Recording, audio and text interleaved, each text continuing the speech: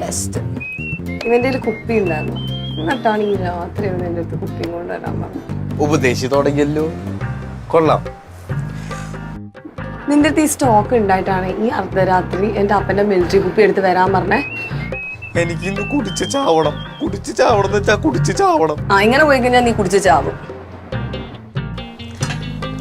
ചാവട്ടെ, ഞാൻ കുടിച്ച് ചാവും. അതിന് മാത്രം വിഷമമുണ്ട് എനിക്ക്. എടി സുമി, നീ എന്റെ ബെസ്റ്റ് ഫ്രണ്ട് അല്ലേ?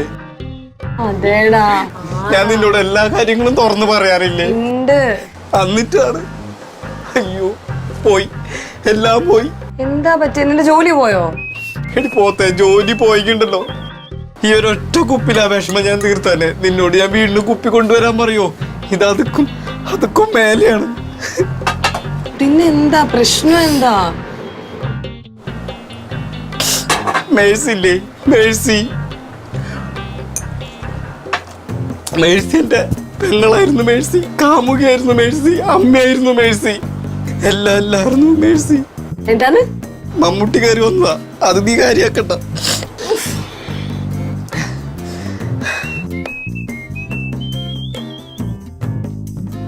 അവൾ പോയിടി.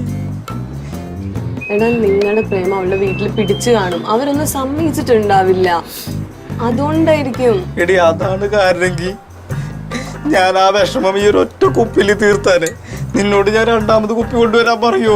ഇതൊന്നല്ല, ഇതൊക്കെ മേലെയാണ്. നിനക്ക് നാണോല്ലേ ഈ ചാത്ത സാധനമൊക്കെ അടിക്കാൻ? എടി ഇത് ചാത്ത സാധനോ?